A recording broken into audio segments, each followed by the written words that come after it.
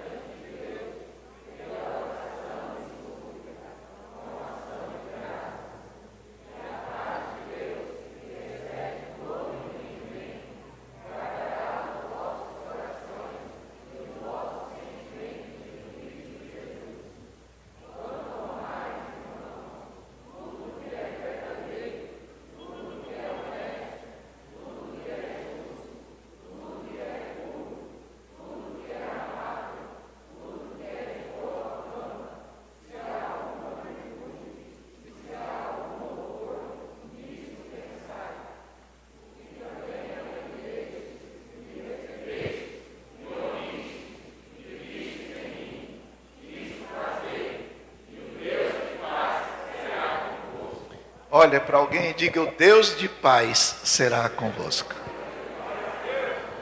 Diga de novo: o Deus de paz será convosco. Podemos assentar louvando ao Senhor. Queridos irmãos, o Espírito Santo, por meio de Salomão, nos deixou uma orientação especialíssima.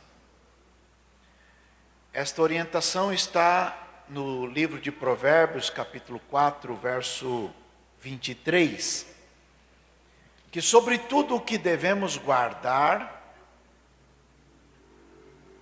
precisamos priorizar o coração, porque é do coração que procedem as saídas da vida. Portanto, é inteligente, necessário, que guardemos o nosso coração.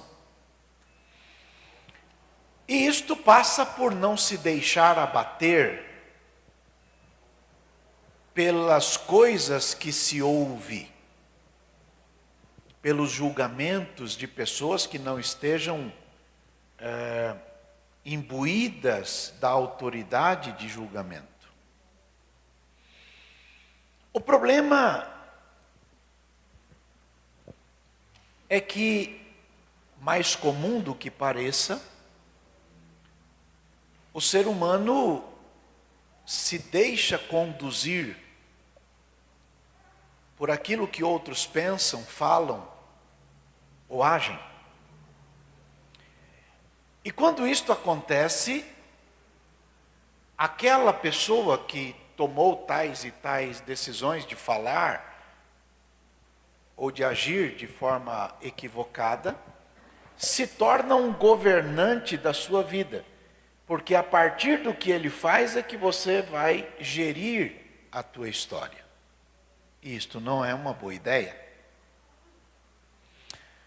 Caim é um homem significativo nas Escrituras.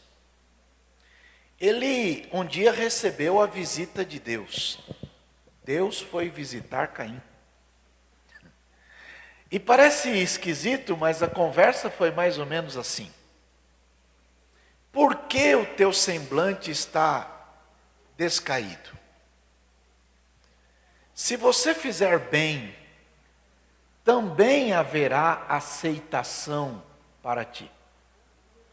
E por que é que Deus estava dizendo isto a Caim? É que Caim lidava com um conflito pessoal muito intenso. Ele via os resultados da história do seu irmão, Abel, e não via os mesmos resultados na sua própria história. Portanto, ele, envolvido de inveja e com um coração ruim, decidiu acabar com aquilo. E a forma que ele achou foi convidar o irmão para andar no campo, e nas andanças pelo campo, ele apanhou uma pedra e matou o seu irmão. A Bíblia diz que Caim matou o irmão porque era profano. Esse é o termo que a Bíblia usa, profano. Mas a Bíblia diz que o sangue de Abel ainda hoje fala. Está no livro de Hebreus, capítulo 11, verso 4. Caim e Abel estão no princípio da história humana. A atitude do Caim revelou o caráter de alguém ruim. Mas o sangue de Abel, ainda depois de morto, continua falando. Portanto, aquele homem tem assegurada uma história que perpassa gerações. E por que estou dizendo isto? Porque Caim não colocou uma vigilância no seu coração. E porque não o fez, tomou decisões equivocadas com desdobros para a eternidade. Bom, a Bíblia conta também a história de Saul. Saul não é uma escolha do homem, como alguns pregadores dizem. Saul foi escolhido por Deus. É o que a Bíblia diz. Deus disse para o profeta Samuel: vai em tal caminho, assim, assim, espera lá, porque eu te enviarei o homem que tu has de ungir. Foi assim que Deus disse. Saul apareceu, conhecem a história, Samuel o ungiu. Depois, na hora de apresentar ao povo, a Bíblia diz que Saul não queria. Saul não desejava ser o rei. Ele se escondeu. Ele procurou de alguma forma se desvencilhar daquela incumbência de direção do povo. Mas alguém o encontrou e o apresentou diante do profeta Samuel, e Samuel apresentou ao povo, e ele se sobressaía dentre todos, porque era um homem forte, alto, bonito, etc. E se tornou rei. E foi um bom rei. Todo o sistema de legislação, sistema de arrecadação, de exército, fronteiras, tudo aconteceu sob o governo de Saul. Foi um grande rei. Onde é que ele errou? O dia que ele não guardou o seu coração. E porque não guardou o seu coração, ele tomou decisões que não deveriam ser tomadas. Ele levantou a mão contra quem não deveria levantar. Ele enciumou-se de quem não deveria se enciumar. E ele fez e falou o que não deveria falar ou fazer. E Deus o rejeitou. E quando Deus o rejeitou, a palavra para ele foi mais ou menos assim: quem você pensa que é? Eu já achei outro melhor do que você. E no dia que Davi começou a ficar com o nariz empinado, Deus disse para o Davi a mesma palavra: eu te tirei de trás da malhada. Quem você pensa que é? Portanto, nós precisamos guardar o nosso coração, para que nós não entremos em situações parecidas com essas. O que deixamos entrar no coração pode manipular as nossas emoções. E ao manipular as nossas emoções, vão também manipular as nossas ações. E ao manipular as nossas ações, também vão manipular os resultados da nossa história. O que não pode ser uma boa ideia. Então, o texto que hoje lemos diz para todos nós da inteligência de se pensar apenas no que é bom. E todas as vezes que bater na nossa porta algum pensamento equivocado, a gente manda-o para longe. O livro de Isaías, capítulo 49, verso 15 e verso 16, Deus disse: pode uma mulher esquecer-se tanto do seu filho que cria, que se não compadeça dele, do filho do seu ventre? É uma pergunta. É possível uma mãe se esquecer do filho? É a pergunta. Todavia, ainda que esta se esquecesse, eu não me esquecerei de ti. Na palma da minha mão te tenho gravado. Os teus muros estão continuamente perante mim. Ou seja, o que Deus está dizendo é que colocou diante dele os muros teus, não os muros dele, os muros teus, o muro que você levanta para guardar o teu coração. Entenderam bem, sim ou não? Sim ou não, pessoal? Pois bem. À vista disto tudo, me veio ao coração pensar com os irmãos sobre passado, presente e futuro. E pensando nisto, veio ao meu coração um texto que eu gostaria que você tivesse à mão, vinculado àquilo que fizemos na leitura primária. O texto está no Salmo 126. Ele diz: quando o Senhor trouxe do cativeiro os que voltaram a Sião, estávamos como os que sonham. Então a nossa boca se encheu de riso e a nossa língua de cânticos.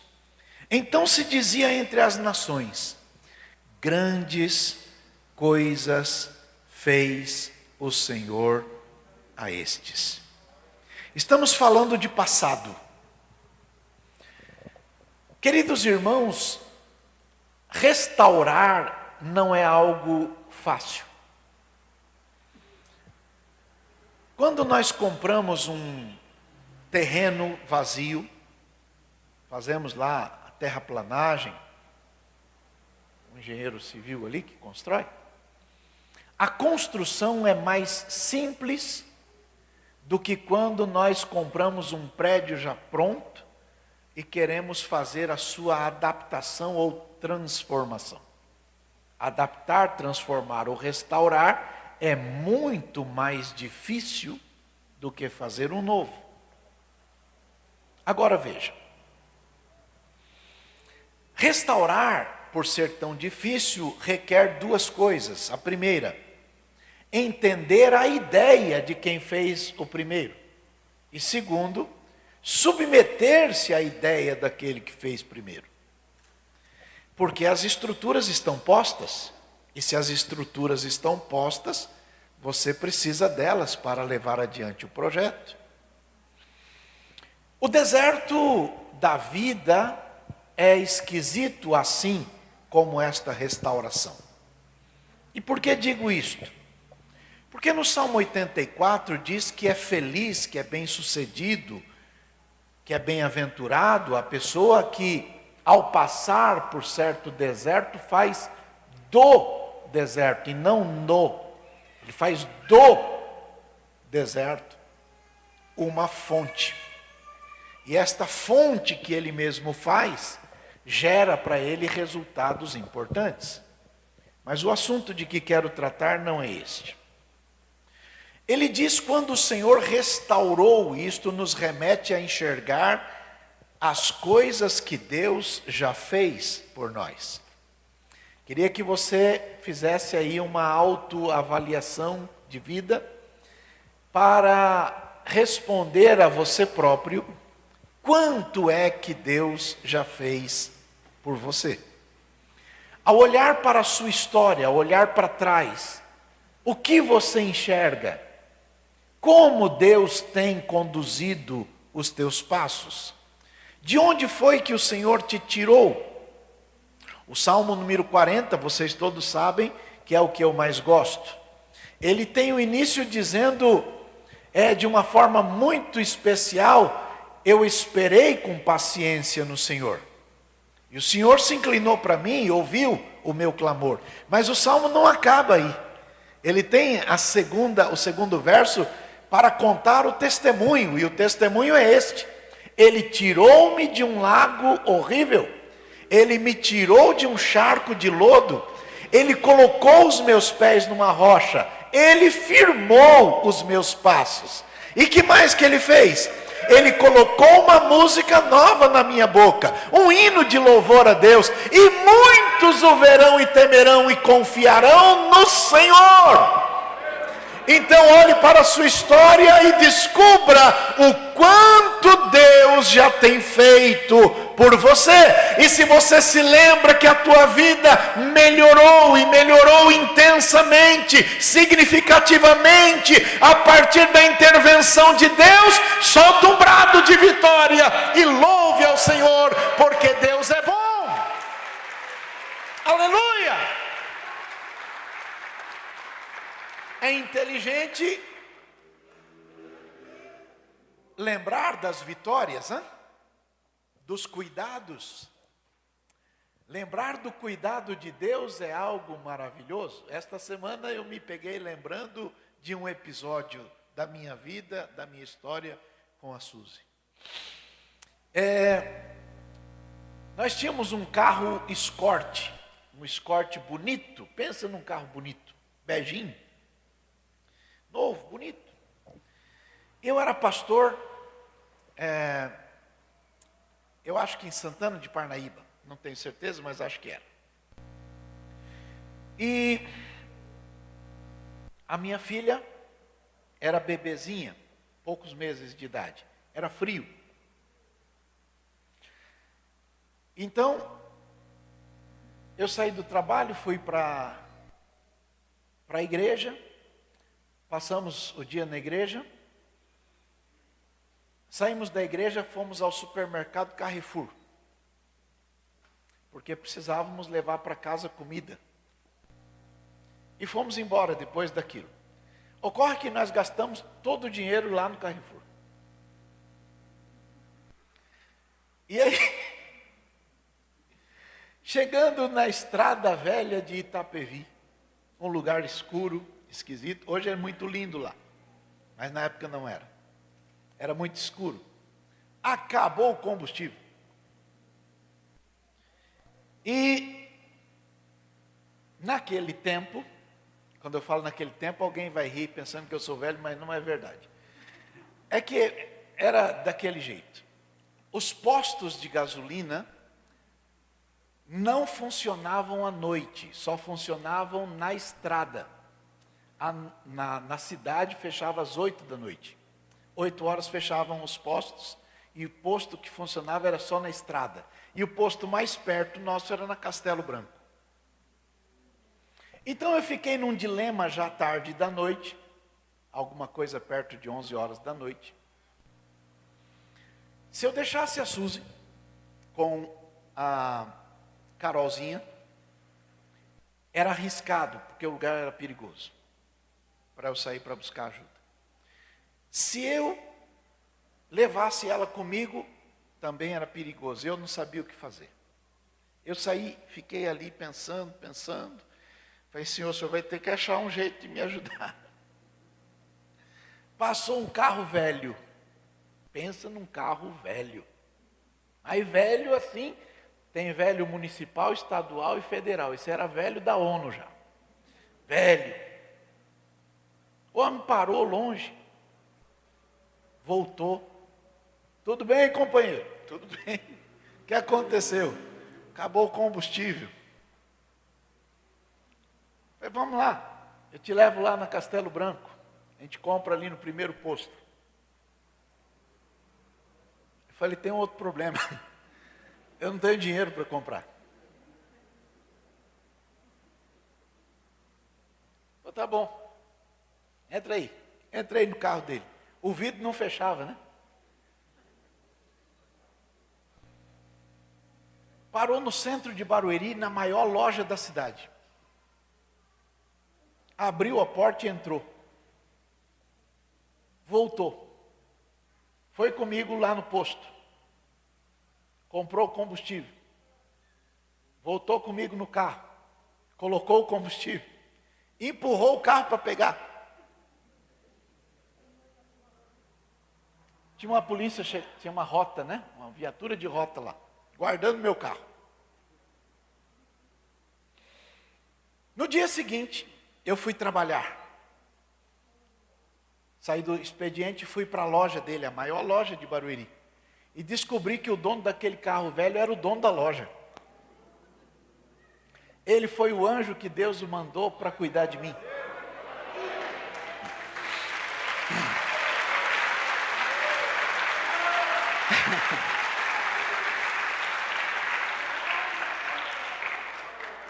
Experiências da vida. Quem tem uma experiência de vida aí bem intensa, levanta a mão aí. Você dá conta de louvar a Deus?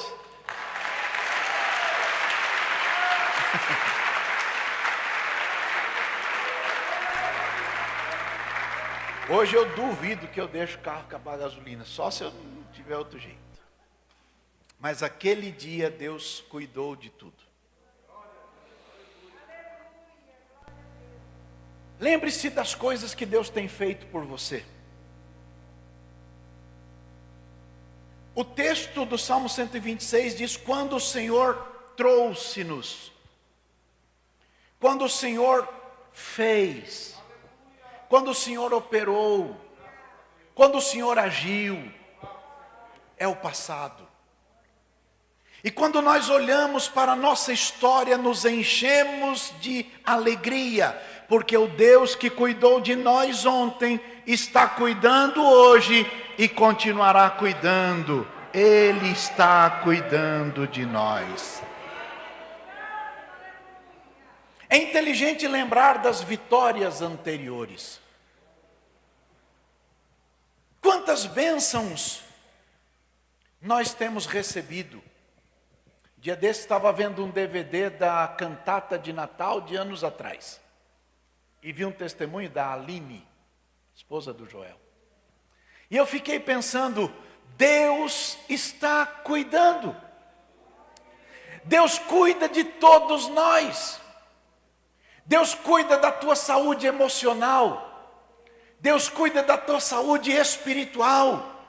Deus tem cuidado da tua saúde relacional.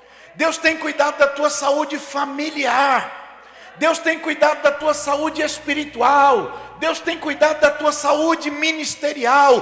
Deus tem cuidado de você.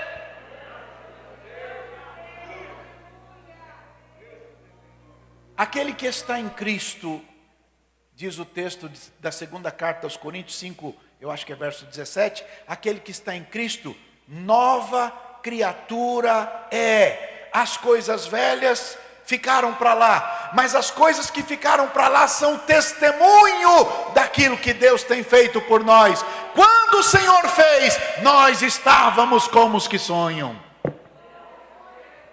Bom, lembrem que a bênção recebida serve como combustível para que a tua fé seja renovada neste tempo presente. Mas quando você continua lendo o Salmo, nos versos 3 e 4, está escrito: grandes coisas fez o Senhor por nós, e por isso estamos presentes, alegres. Faz-nos regressar outra vez do cativeiro, Senhor, como as correntes do sul. Então ele está pedindo que aquele Deus que fez, haja neste tempo presente. Ao observarmos o passado, somos lembrados do presente. E ao lembrarmos do presente, começamos a dizer que Deus ainda opera hoje. E o Deus que operou no passado e que opera ainda hoje, tem cuidado de nós.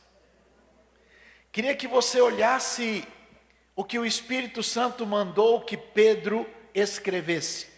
Vai lá no primeiro livro de Pedro, capítulo 5, verso 7. Primeira epístola universal, primeira carta aberta do apóstolo Pedro, capítulo número 5, verso número 7. Olha como está posto pelo Espírito Santo.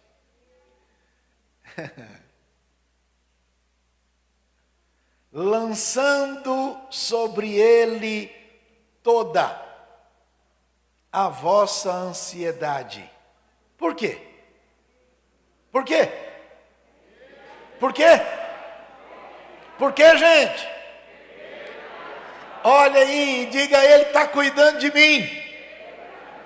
Então, se você está vivendo ansioso neste tempo presente, lança sobre ele toda a tua ansiedade, porque ele tem cuidado de vós. O Senhor está cuidando. Às vezes não entendemos bem alguns desdobros da vida, mas o Senhor está cuidando da gente. E o cuidado de Deus é muito maravilhoso. E nesse tempo de pensamentos e de buscas, é que surge o pedido por restauração do presente. E o pedido de restauração do presente é algo que nos remete à lembrança do que ele já fez. Porque se o Senhor operou, ele pode operar agora. Há algumas pessoas que sofrem no presente algo menor do que já sofreram no passado. Quero lhes dar um exemplo. Israel estava no Egito. Chegou o dia de Deus tirá-los de lá. E então o caminho foi o mar. Mas não dá para nadar no mar com 3 milhões de pessoas. com gado, com uma tralha toda. A Bíblia diz, está escrito na palavra, que os egípcios deram para os hebreus utensílios de prata e de ouro e roupa. Eles deram, falaram, some daqui, leva isso aqui. Porque a Bíblia tinha dito, lá no livro de Gênesis, capítulo 15, quando Deus falou com Abraão, que quando o povo de Israel saísse daquele país que os afligiria, sairiam com grande riqueza. Foi o que Deus prometeu para o Abraão. 430 anos depois dessa promessa, é que Israel está saindo. E quando Israel está saindo, 400 anos depois da promessa que Deus fez, o próprio povo do Egito está dando vasos e utensílios, coisas de ouro, de prata. Eles não, Israel não foi lá pedir, não. Eles, leva isso aqui, leva lá, e levaram embora. Foi a indenização de 400 anos de trabalho. Então, um advogado ali da área trabalhista sabe como é que é o negócio de indenização de tempo longo, né? 400 anos de trabalho foi indenizado ali. Agora, não dá para atravessar o mar assim. Daquele povo todo que saiu do Egito, que tinha, naquele momento da saída, mais de 20 anos, só 2 sobreviveram no deserto. Um chamava Josué, outro chamava Calebe. O tempo passou, 40 anos de deserto, eles chegam na entrada da terra de Canaã. E para entrar em Canaã, tem uma barreira, também de água. Era o Rio Jordão. E Deus falou com Josué. O Josué, lembrem, saiu do Egito. E o Josué atravessou o mar. E quando Deus disse para o Josué que ele mandasse o sacerdote, porque na hora que a planta do pé do sacerdote pisasse na água, a água ia abrir, o Josué não duvidou. E por que não duvidou? Porque 40 anos atrás, o dia que Deus mandou o Moisés fender o mar, o Moisés bateu a vara ali no ar e Deus soprou e abriu o mar. Eles passaram. Se Deus foi capaz de abrir o mar, você acha que Ele não pode abrir o rio? Olha aí para o vizinho e diga, você está entendendo isso? Se Deus foi capaz de resolver aquele teu problema intenso, grave, grande, complicado da tua história, se Deus foi capaz de fazer por você o que ninguém mais poderia fazer, se acha que Deus não pode agir neste tempo presente para resolver esse teu problema? O Deus que abriu o mar é o Deus que abre o rio, Ele está cuidando de você. Louvado seja o nome do Senhor. Então é inteligente nós lembrarmos do que foi que Deus já fez e clamarmos ao Senhor pelo seu favor, porque o testemunho da história nos encoraja a buscar ao Senhor. Então o salmista diz, faz-nos regressar outra vez. Então é mais ou menos dizer assim, Senhor, faz de novo. Faz de novo. Faz de novo. Deus não se limita, queridos irmãos. Ele age. Um dia Jesus foi em Caná da Galileia. Ao chegar em Caná da Galileia, a mãe dele foi convidada a uma festa de casamento. E Jesus também foi convidado. Eles chegaram na festa e no decorrer da festa descobriram um problema. O problema é que o vinho acabou. Então, passados ali os primeiros momentos, Jesus resolveu o problema e todo mundo se saciou. Alguém até disse, normalmente a turma coloca o melhor primeiro, e depois que a turma já está meio grogue, aí eles botam o pior. Mas aqui parece que foi diferente, o segundo é melhor do que o primeiro. Mas você vira a página, e uma página e meia depois, Jesus volta a Caná da Galileia. Na primeira ocasião ele resolveu o problema do casamento. Mas na segunda ocasião, um homem está lá na beira do caminho pedindo que Jesus resolva o problema do filho. Os dois estão relacionados à família. O primeiro é do casamento, mas o segundo é do filho. E o homem diz assim: mestre, o meu filho está doente, quase à morte. Desce e me ajuda. E Jesus olhou para ele, ouviu a história, conversou com ele, e no final da história disse: vai, porque o teu filho vive. E aí a tua Bíblia está escrito assim: e o homem creu na palavra de Jesus e foi.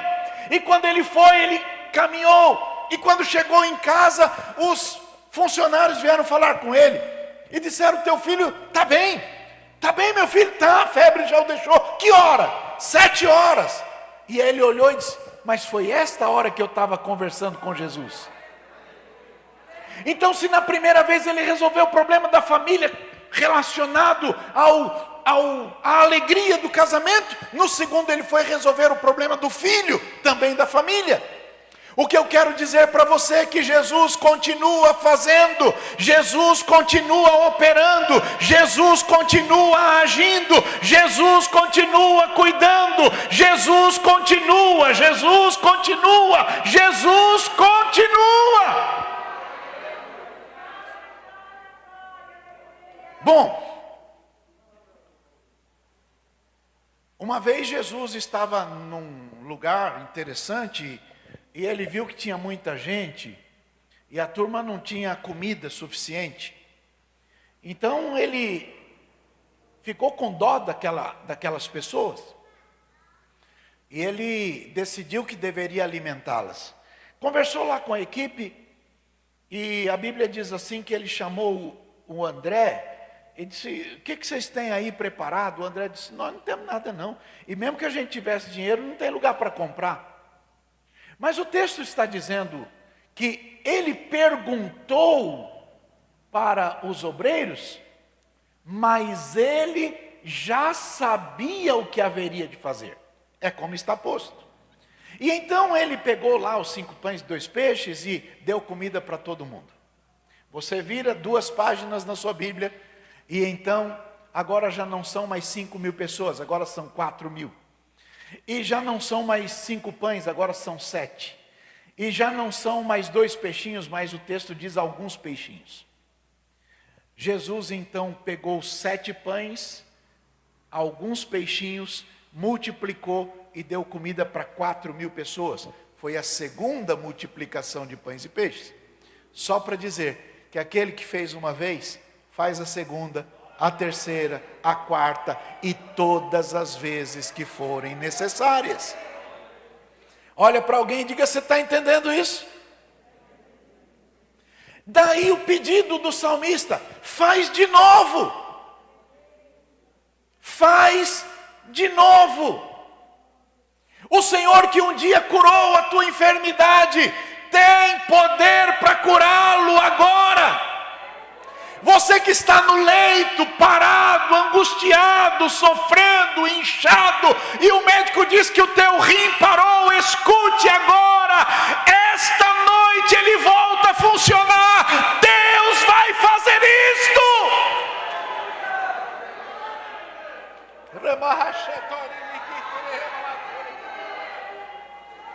Sim, ele faz de novo.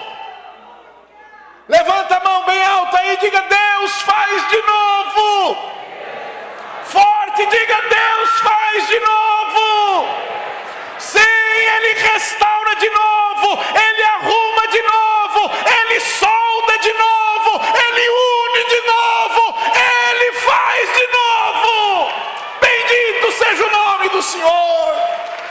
Aleluia.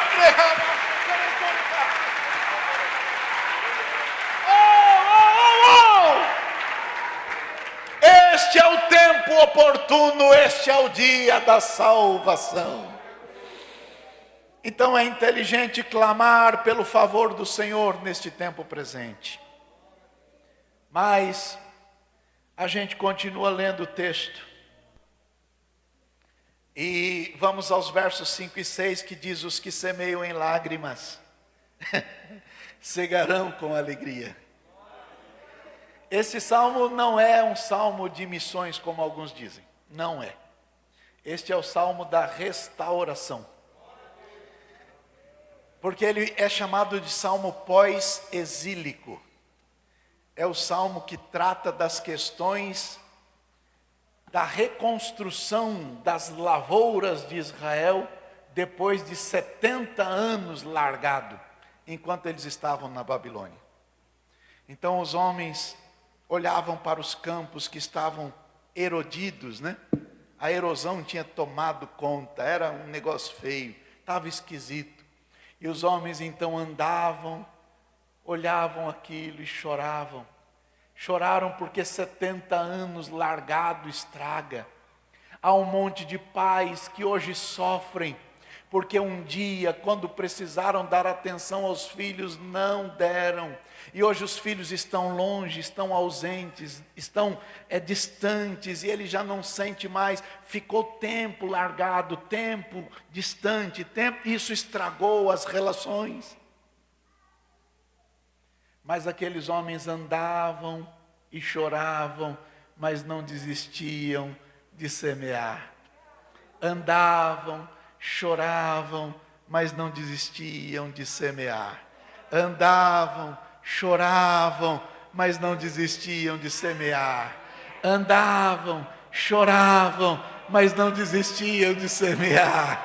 Oravam, choravam, sofriam, angustiavam, mas não desistiam de semear. E enquanto estavam semeando e chorando, levando a semente dentro do coração, estava nascendo a esperança, porque aquele que semeia em lágrima voltará com alegria, trazendo o seu molho. Isto fala de resiliência, palavra pouco usada no dicionário português, né?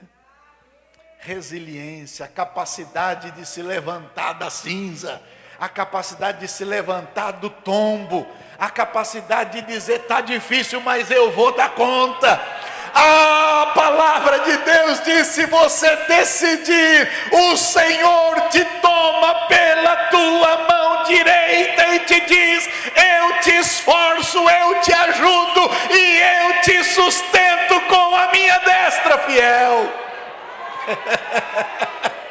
Louvado seja o nome do Senhor. É a determinação de não parar, apesar de ver uma história complicada, apesar de ver a erosão, apesar de ver as ervas daninhas, apesar de ver todos os problemas. Não desista, andando e chorando, mas com esperança, porque a tua semente vai brotar, porque Deus faz nascer o sol e faz descer a chuva, e a tua semente vai brotar. Bom, e isso nos chama a atenção a confiança. Confiança em Deus e esperança na promessa de Deus. E agora a gente fala de futuro. O futuro é a colheita do presente. Sempre há algo que pode melhorar. Os japoneses, depois de anos de sofrimento com terremotos, já que é uma região bastante propensa a isto, desenvolveram técnicas de construção civil para prédios gigantes com amortecimento nas estruturas. E os prédios feitos lá suportam abalos sísmicos mais do que prédios feitos em qualquer outro lugar do mundo.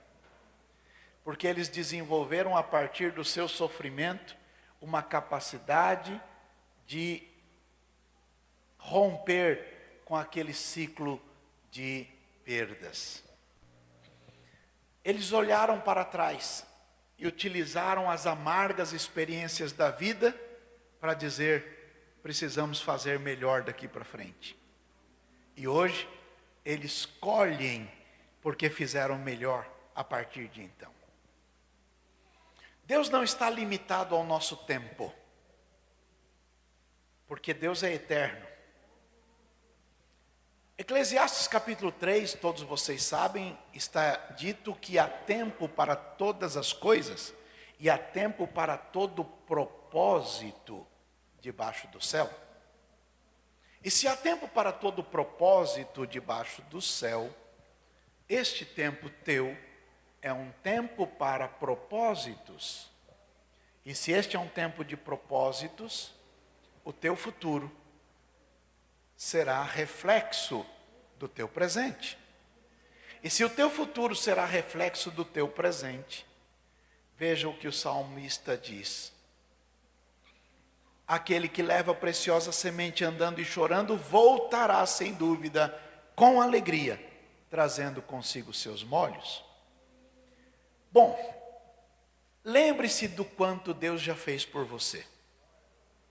Lembre-se de que Deus tem cuidado de você hoje. E lembre-se que o Senhor está pronto para cuidar de você amanhã. No segundo livro de Crônicas, capítulo 7, verso 14, texto muito conhecido de todos, diz: se o meu povo que se chama pelo meu nome se humilhar e orar, e buscar a minha face, e se converter dos teus maus caminhos, então eu vou ouvir do céu, e eu vou perdoar os seus pecados, e eu vou sarar a sua terra.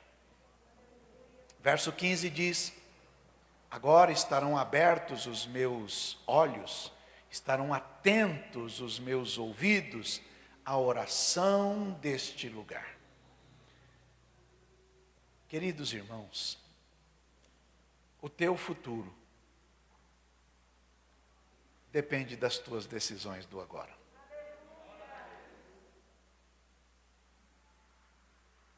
Se nós nos arrependermos dos nossos pecados e buscarmos ao Senhor,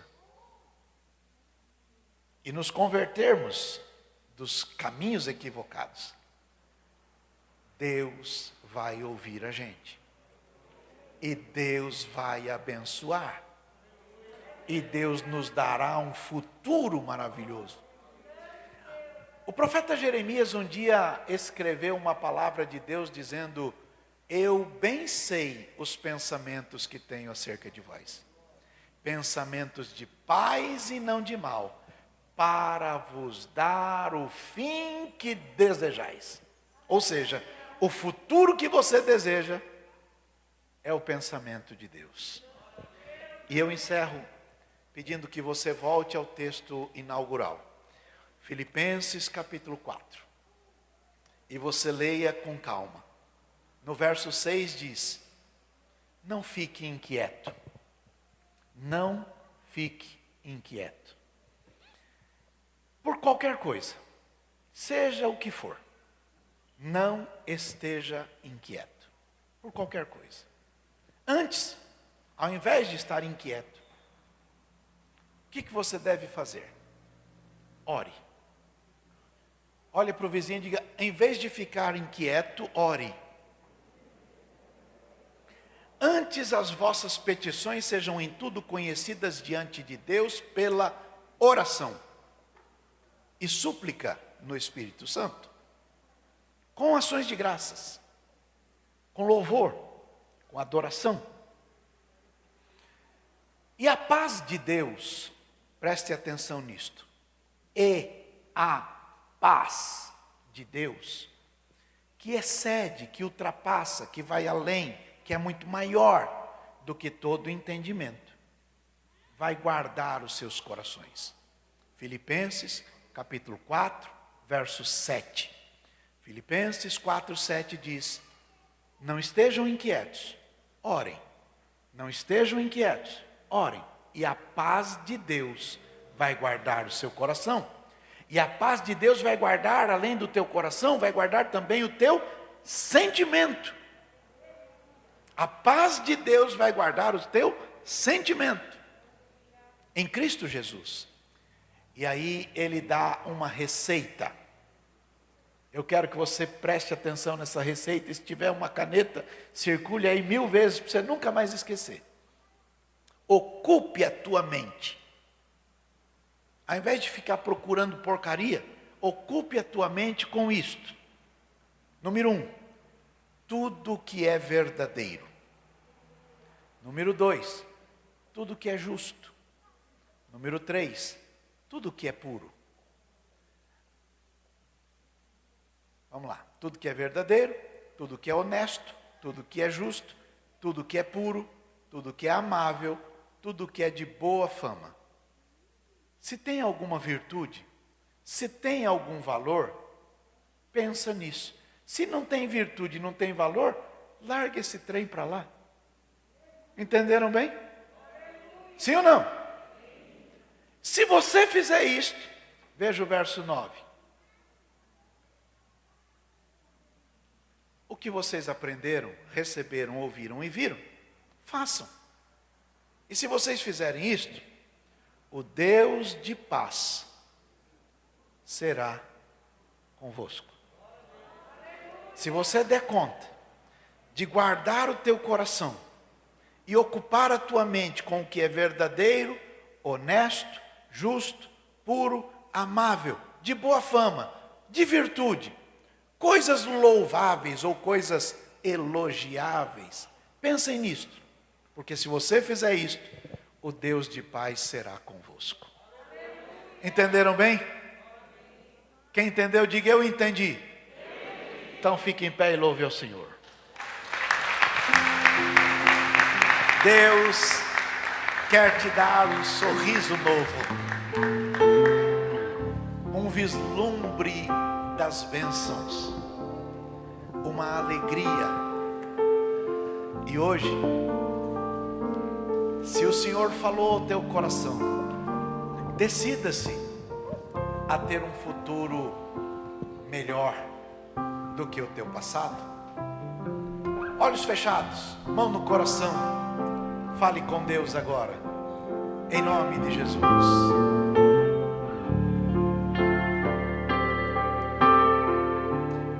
Fale com Deus, ore, busque a Deus.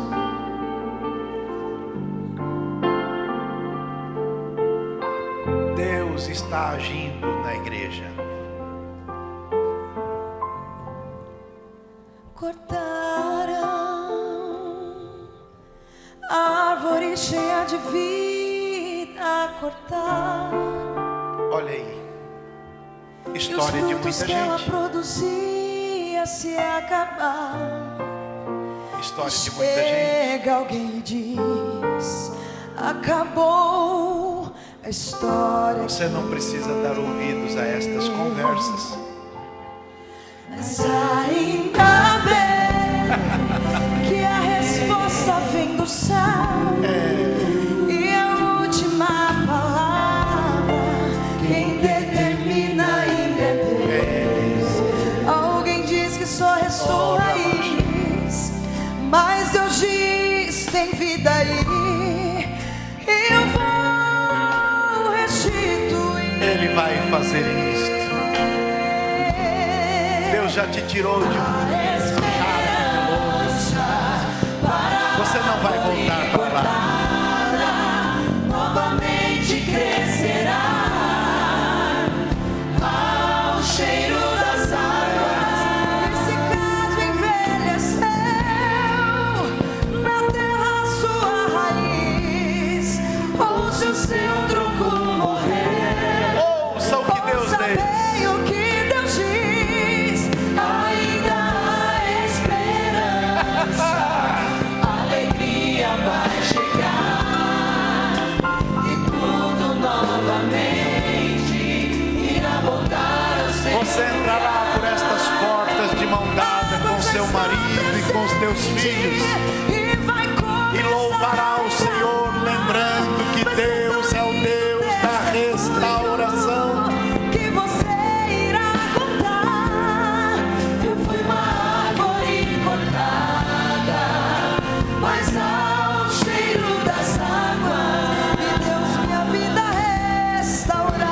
Cante com fé.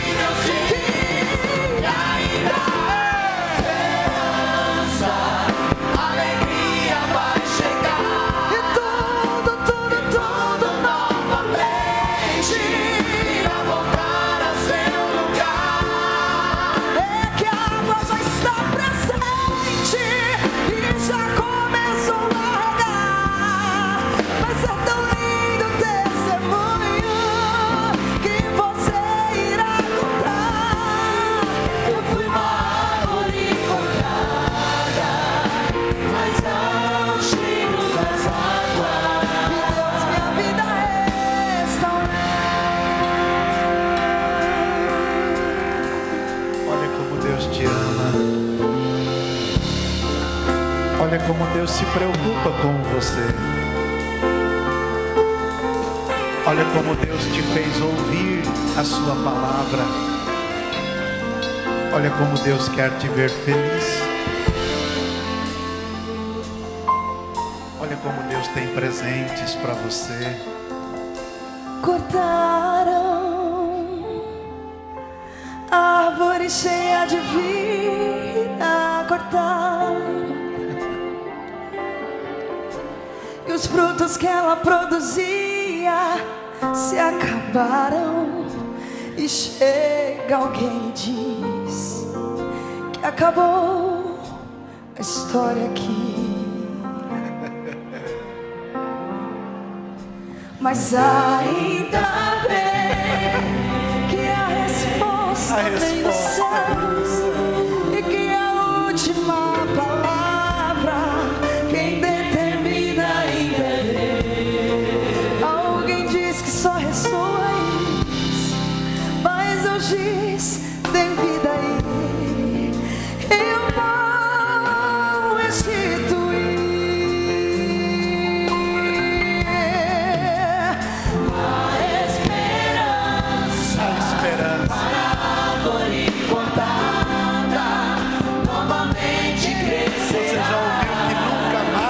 Levantaria a última palavra de Deus.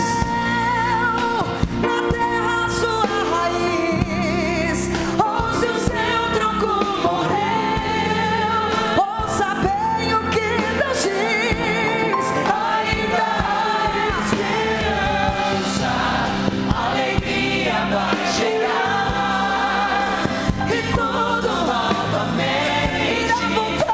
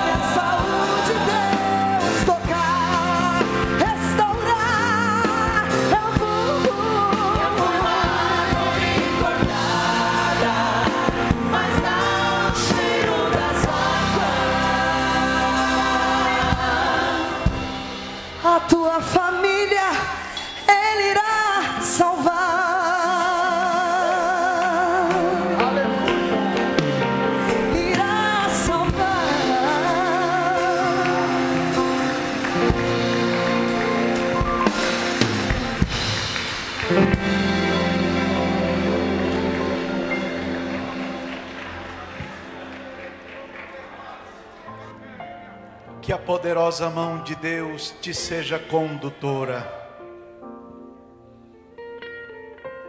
Que o Senhor te sustente com sua destra fiel. Conduza os teus passos e o faça andar com segurança pelos caminhos elevados. O Senhor abençoe a tua história, a tua jornada, a tua família. O Senhor abençoe o teu trabalho e o fruto do teu trabalho. O Senhor abençoe a tua saúde física, emocional, espiritual, familiar. O Senhor abençoe a tua casa, os teus muros, as tuas portas, as tuas janelas. O Senhor abençoe os teus corredores. O Senhor abençoe os teus armários, tua despensa, tuas panelas, tua mesa. O Senhor abençoe os teus projetos. O Senhor abençoe os teus sonhos. O Senhor abençoe aquilo que só mesmo você conhece. O Senhor abençoe os desejos mais secretos do teu coração. E traga diante dos teus olhos aquilo que há tempos espera. E ponha diante dos teus olhos aquilo por que há tanto tempo ora. O Senhor unja as tuas mãos, os teus olhos, os teus ouvidos, os teus lábios. O Senhor abra diante de ti as portas e entre com você por todas estas portas. E em todos os ambientes onde você estiver, todos saibam que Deus te ama. Que o amor de Deus, o nosso Pai, que a bendita graça de nosso Senhor e Salvador Jesus Cristo, que a comunhão e consolações do Espírito Santo seja com todos vocês hoje e sempre. Amém. Vão abençoados em nome e para a glória de Jesus.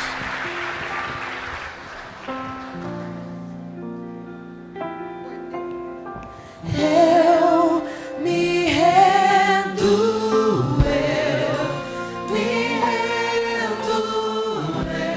Se alguém chegou após o ofertório e quer fazer, os obreiros estão prontos a ajudar